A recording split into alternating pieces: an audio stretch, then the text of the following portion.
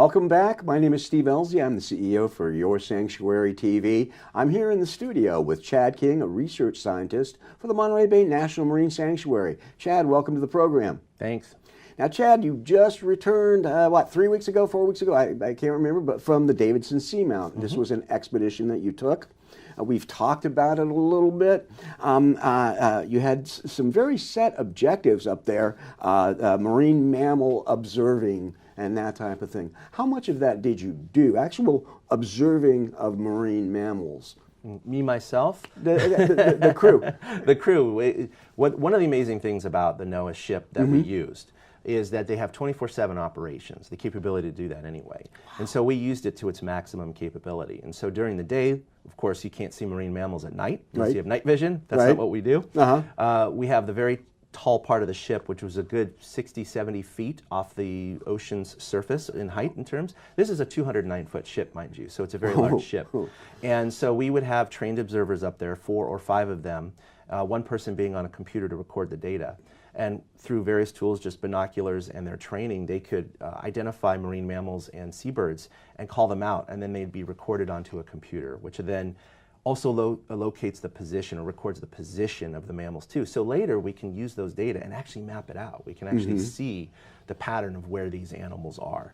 But that would happen from 7 a.m. to 7 p.m. Okay. So 12 hours straight almost every day. Wow. Yeah, yeah, for about 8 straight days. So yeah, that's 96 hours of observing then. Yeah, in fact, I added up all of the on-effort transects that we did, and it would be the equivalent of doing 1 mega transect, if you will, from San Francisco down to the Channel Islands. Oh boy! So that's how much distance we covered on effort. It's really cool. That's wonderful. Yeah. And did you talked a little bit about Tucker Trawl, and you told me about hoop nets. Tell our audience what Tucker Trawl collection methods are. Sure. So Tucker Trawl was a fairly large net. Imagine like a big butterfly net. But a lot sturdier with a lot more metal, and it weighs over 500 pounds. But it was large. It was about 6 feet wide and about 3 feet tall. If you can imagine that opening, a person could fit right through. Right. And so we'd put that off the back of the boat and then drop it to about 1,000 feet, maybe a little bit more, and then just let it sit there for 10 to 15 minutes, collecting everything that would pass through the water column. So we would get mainly krill, which is what we were targeting, but we also got all sorts of these little midwater fishes, some of them that under a scope, or if you see a photograph, maybe you're familiar with these small fishes with these very large, venomous-looking, sharp teeth. Viperfish? Like a viperfish. Like a viper? Okay. Yeah, these little dragonfishes and viperfishes, and they look so mean. Yes. But then you bring them up and you realize they're about 2 inches long. They're the cutest little things. Yeah. And so, but no, it's really to understand kind of the prey availability, and then tie that into a lot of the temperature and other oceanographic variables we collected. Yeah. Okay. Oceanography, that was one of the objectives, oceanography. Yeah. Well, could you just explain to me and our audience a basic definition of oceanography? Good question. So oceanography really is the study of the physical properties of the ocean. So it can range through thousands and thousands of different things that you can think of. Sure. The main ones, of course, are temperature, right? Salinity, how much salt there is in the water. Obviously pressure, like how deep you go.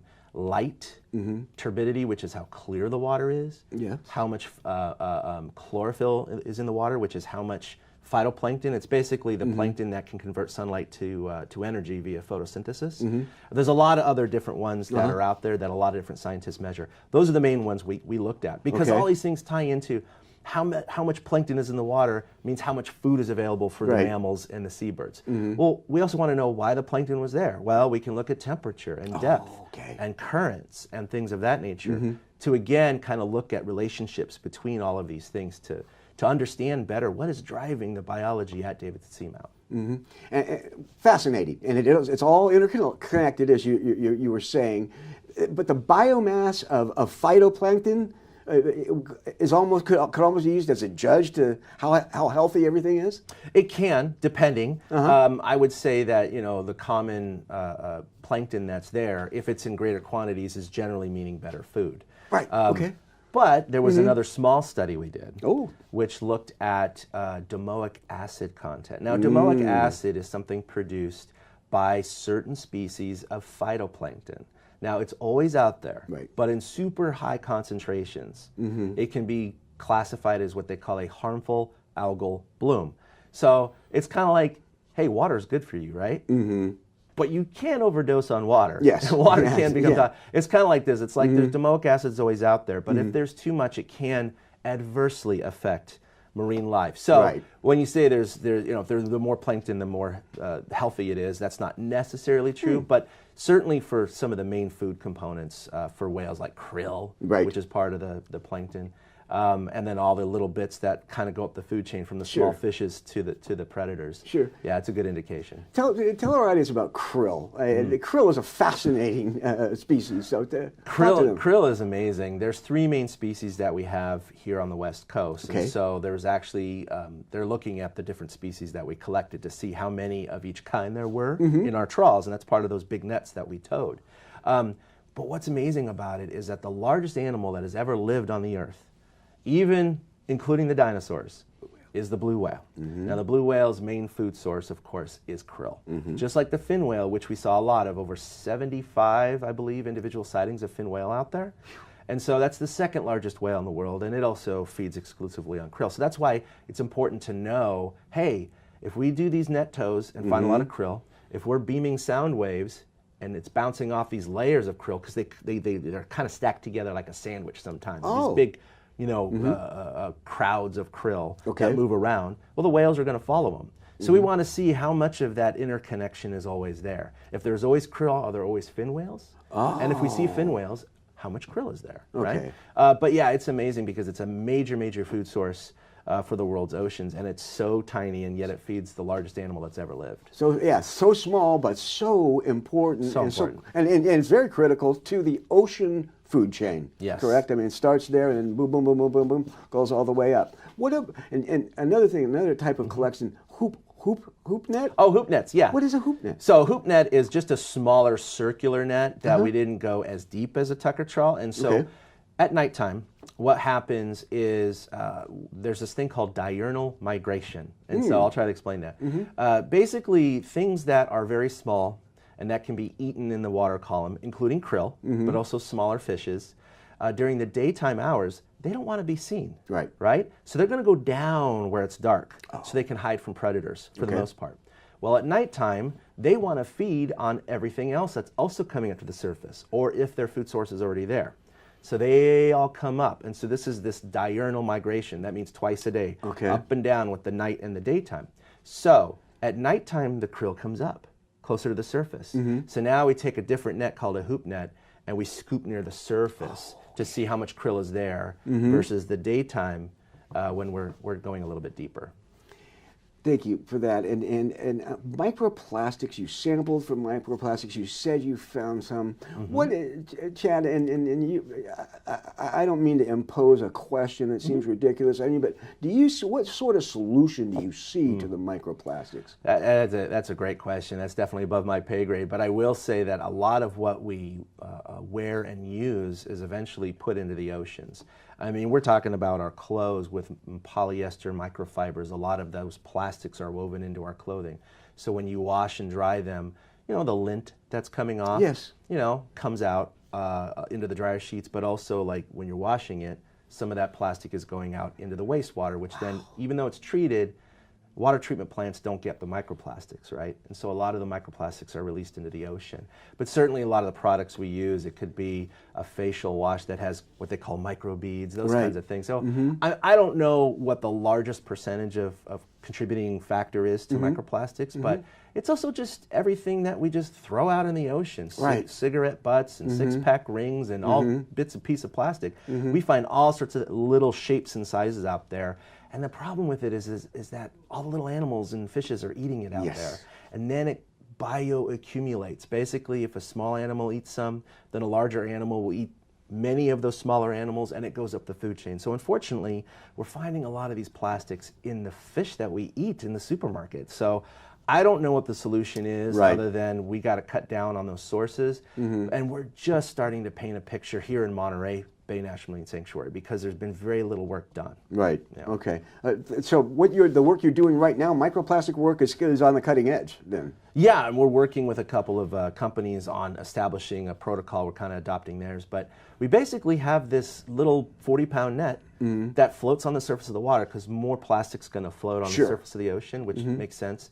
And we're just skimming the surface, and everything gets concentrated again into a little net, which we then preserve everything that comes in there, including all the little biological components, feathers, algae, krill. It can get pretty messy. But like I said, to the naked eye, I've seen actual bits of microplastic in those samples, which is a shame because you think it's fairly pristine out there, but it's definitely not untouched. Yes, looks can deceive. Yes. And explain what micro means, though, because is it microplastics? You can't see them with the human eye? You need a microscope, or what is it? Yeah, so microplastic is kind of a general term. Oh, okay. It is something that can be seen with the human eye. Okay. And it can be as small where you maybe need a dissecting scope or whatever. When it gets smaller than that, we can't sample for that. It would pass right through the net. Right. But there is the knowledge that plastics do take a very long time to break down, but they do break down. They don't disappear. Right. They break down into a molecular level, right? We can't see it anymore, but it's still in the environment. It doesn't go away. So there's tons of that out there. Now, there's very limited research on that in terms of doing a full, complete chemical analysis. So we're just looking at the stuff that is still big enough to see, but that's where we are right now. I remember the days of worrying about DDT, and it seems like microplastics has supplanted that. But is there still DDT being used in polluting our oceans? Right. There's no more DDT being used. Of course, it was outlawed a long time ago. However, there are still residual amounts in agricultural fields, just things that have been buried over the decades that then will eventually get eroded away into the rivers, into the streams, and then into the sanctuary. We also have DDT that was put in for decades into the sanctuary back in the 60s and 70s that were buried. And so we've actually looked at sediment cores and found DDT in there as well. So the point is, it's definitely not as much of a problem as it used to be because we're not using it anymore. Right. But we're still detecting it, which shows you kind of the longevity of some of these chemicals that we put into the environment. How about phantom fishing gear? Is that still a difficulty or an issue in the sanctuary? It will always be an issue. I don't know if it's an extreme issue at this point. Certainly what they call ghost fishing is where, let's say, a fisherman happens to snag a net on a rock. Right. And it tears, or they have to lose their gear or ditch their gear. Well, you have this either fishing pot or net or something like that, or even hooks, right, that are on the bottom of the seafloor. Well, fish can come in and either bite the hook or get trapped in the net, that kind of thing. So there is some ghost fishing going on. We've seen direct evidence of it. But I mean, in my scientific opinion, I don't think it's a major problem, but it's something where we want to document every site that we see of it, and we have had efforts in the past with our sanctuary, going out actually in concert with other fishermen and to actually pull up this derelict gear and to then dispose of it later. So we've been definitely involved with that over the years. That's great stuff. Have you ever been on, I'm sure you have been on the ship when you pull up a crab pot or something and you get to dump it out and you see all these cool little critters. Yeah, that's happened before. Walking around the deck. Yeah, that's always a lot of fun. Chad, what do you enjoy the most about what you do? Oh, man. Honestly, I love being out in our sanctuary. You know, that's one of our slogans. We're always telling people, get out in our sanctuary, get out in your sanctuary. And this show is called Your Sanctuary, right? So it's one of those things where I just love being in the water. And so scuba diving is probably my #1 passion. I do a lot of work up and down the Big Sur coast and have in the past, certainly a lot of work around here. And I know the days are numbered with how long I'll be able to scuba dive, but I'm cherishing every opportunity I have to swim with the fishes, but not in the bad sense. Okay. Right. Not in the terminal sense. Yeah, not in the terminal sense. Now, you take such beautiful pictures. Thank you for that. You share them. What started you on that? Yeah, that's a funny story. I think it's okay to share this. No, when I started with the sanctuary back in 2002, we realized when we were constructing a lot of the online products that we wanted to put up, our website, Sanctuary Integrated Monitoring Network, so sanctuarymonitoring.org, Simon, we wanted to use a lot of pictures to promote the sanctuary. there were very few pictures around, and the ones that were, they wanted to charge a lot of money for.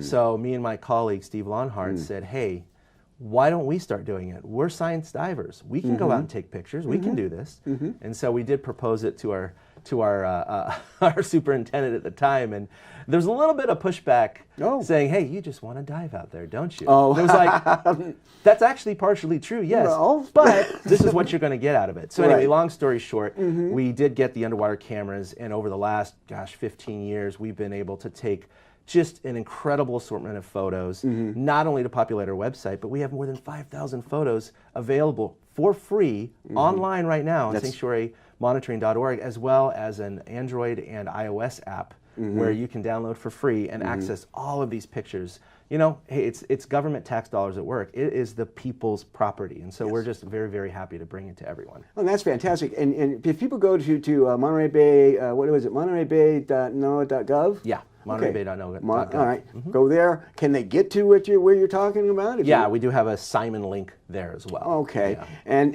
that, for me, that's the coolest part. I'm sorry, but I have found myself getting lost in that, and that has been part of the Sanctuary website since 2002. You said, or yeah, we officially launched Simon in 2004. So 2004. It's been 14 years, but with the website itself is still going. Of course, the pictures are the most popular product that we put on there, but we also have a lot of information, scientific information.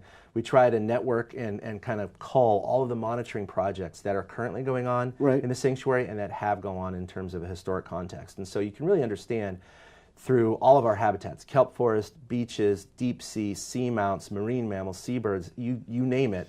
You can search through how much science has actually been taking place in our sanctuary. No, and it's a whole lot, I bet. It's a lot. It's a lot, yeah. Well, I thank you for doing that, and thank you for the great pictures.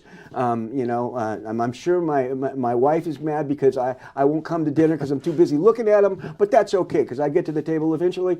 And Chad, do you have any plans as far as furthering your daughter's career in oceanography? Or is it... She wants to scuba dive so bad. Good. She's an avid snorkeler and an avid swimmer, and so it's definitely one of the careers. Of course, she wants to be a dancer and an actor and a professional softball player, and there's about 6 things she wants to do, but marine science is one of them. So I'm happy to instill any kind of movement in her towards that direction. Well, thank you so much for being here. Thanks for the great work. Absolutely. And please come back and see us again. I will, Steve. Thank you so much. All right, Chad. Thank you so much for watching today. This is Your Sanctuary on Your Town.